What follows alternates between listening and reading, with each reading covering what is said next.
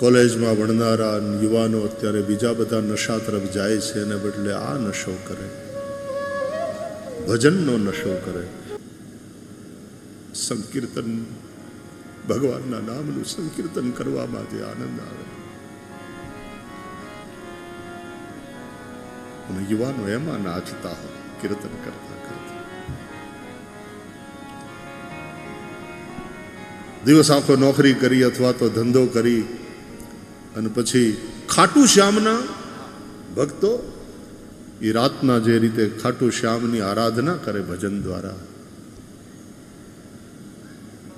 જે નાચતા હોય, જે તાળી પડતી હોય, આ નશો કરવા છે. ડ્રગમાં શું રાખ્યું છે? રૂપિયા ખાઈ જાય, તમારું શરીર ખાઈ જાય, તમારા કુટુંબને બરબાદ કરી નાખે.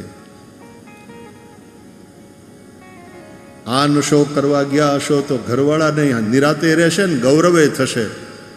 ભજનમાં ગયા છે.